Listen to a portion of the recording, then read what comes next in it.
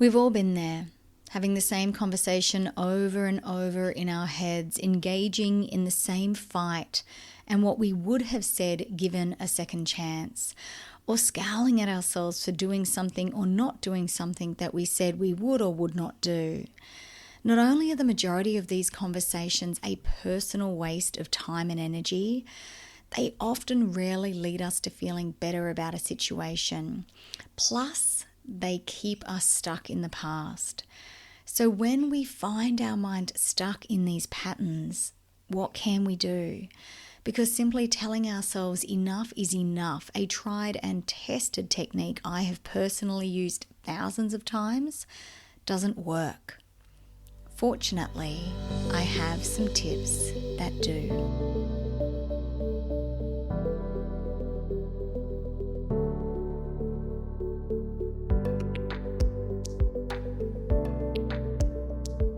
Hello and welcome back to Live Mindfully with Laurie Moore.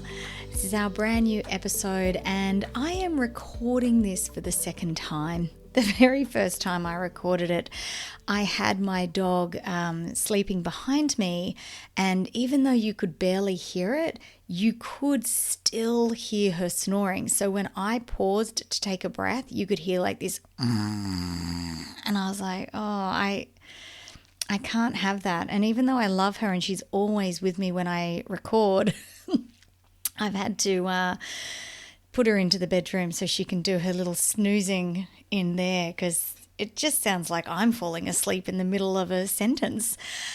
So happy 1st of March. It is so great to be back with you this week. I am feeling pumped and in control and loving life. So of course, I am completely prepared for the universe to throw me a curveball. That's what happens. This is when it usually happens, but that is a-okay. I am ready. And I hope you've had an amazing week thus far as well, and that you are taking time to nourish yourself in ways that feel true and authentic to you.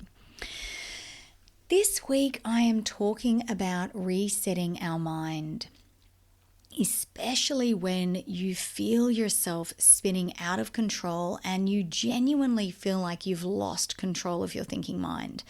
And this is a real thing. And in times like these, we really need to reset our mindset. So the first thing that we need to do in situations like this, when it has become apparent that we are incapable of focusing on anything other than that thing that has caused us this upset, is we need to acknowledge that we are in this pattern. And quite firmly, we need to let our mind know it is running its last course of this road activity. Usually I like to break this cycle by creating what I like to call a logical circuit. So, for example, you've been in an argument with a family member and the argument has come and gone, but there wasn't really a resolution because you don't really feel like you were heard and you don't feel as though you expressed what you were trying to say with any real clarity. And it has been my experience that in these types of situations, when we don't feel heard or we don't feel like we really expressed ourselves correctly, maybe we got really angry and we started shouting and that's just not how we wanted that conversation to go. This is usually when our minds start to go a little crazy. So you're reliving the conversation in your head and you're getting yourself all worked up about it. And you've said, that's it. I am not thinking about this again, only to find yourself thinking about it again and again. We've all been there. And here's what I do.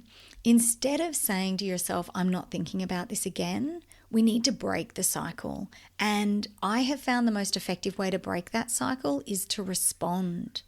But we want to respond using the rational part of our brain. So we want to force ourselves to see things from the other person's point of view or from a different point of view than the one you are currently looking at the argument from.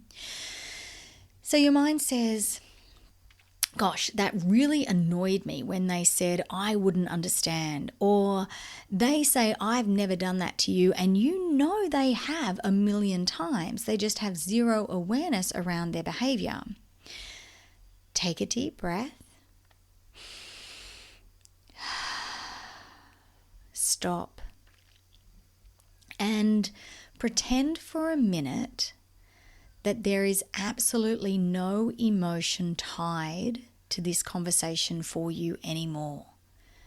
Now that can be a little hard, but you just pretend. You're like, you know what? I don't care.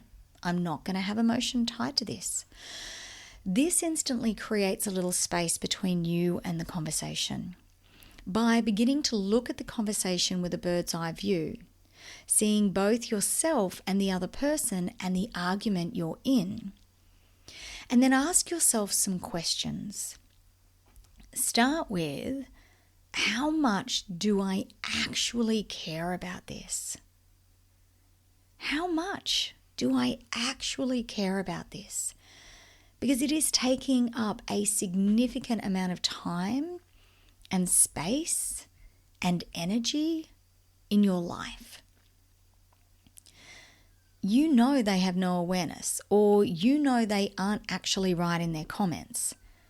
Do you actually care? Or does your ego care? Consider, could they be right? Is it possible that you don't have that exact experience?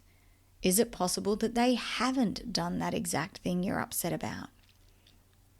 Are you able to in any way see their point of view? Can you see any validation in their concerns or the things they have raised from the rational part of yourself? And lastly, ask yourself, in 5 years, will this conversation even matter? 9 times out of 10, the answer is no. And if it isn't going to matter in 5 years, is it worth giving this conversation, this phantom conversation, because you're not actually having it with anyone, you're having it with yourself, is it worth giving this phantom conversation another 5 minutes? Sometimes it is going to matter. And sometimes it is worth giving it 5 more minutes. Sometimes you can't see it from their point of view and you really, really actually do care about it. You're really cheesed off about this. And if that is the case, then let's move on to stage 2. What are you really upset about here? The chance that you are only upset about this exact conversation is really unlikely. Often we are triggered by something much bigger and much more important, and something that requires our attention far more than this conversation. Often this conversation isn't one we've had just once. Often this conversation has presented itself in a myriad of different ways across our lifetime. The argument, the conversation, the experience has painfully touched something inside of you, and it is that thing that has incited this reaction, not the actual conversation. So start to dig. Rationally and logically ask yourself, why am I so upset about this? Shift the focus from I am so annoyed to why am I so annoyed? Why does this bother me so much? Perhaps this conversation has brought up abandonment issues from your childhood. Or maybe it's because this conversation is in direct conflict with one of your important ethics, morals, or values. Just asking yourself these inquisitive questions alone will help to shift your focus. Once you start investigating, you'll find some pretty interesting answers, and then you'll be able to lean into what the actual problem is. And this will help you in finding the clarity you're seeking, which in turn will help you articulate with more clarity in the future. And if you're unable to locate those interesting answers on your own, contact a very close family member or friend who you trust and who knows you and the situation well, and start bouncing ideas off them. But make sure before you contact this person that they understand the purpose of the conversation and that you're not interrupting their very important day without first gaining their consent. More often than not, a good friend is always willing to help you work through something. But it is important to remember that they have a life too. I usually start these conversations with, hey, listen, is now a good time because I just wanted to talk about X, Y, and Z.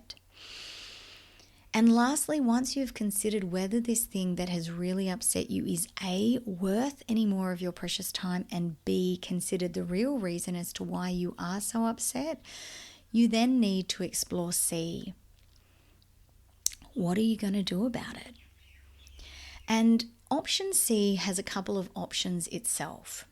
You could write down the upsetting parts of the conversation and then calmly reach out to the person you're upset with, and from a completely non-defensive place, ask if you could restate your position without being interrupted, as you don't feel you were heard the first time and you don't feel you relayed what you were trying to say correctly.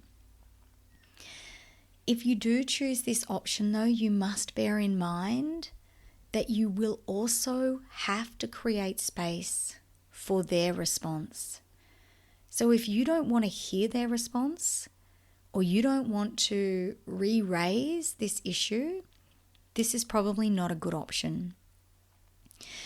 But again, if you do decide to go down this path, I would encourage you to reach out to the person ahead of time and make sure they are available to have this conversation with you at a time that also suits their schedule. The last thing you want is to interrupt them and end up in another argument. Let's say you don't want to have the conversation with them. And in truth, this is more likely the course of action we take. You decide you just want to forget about it and move on with your life. You've now had time to process it. So it's likely your mind is on board with this too, because you have already taken the time to work out why you were so upset.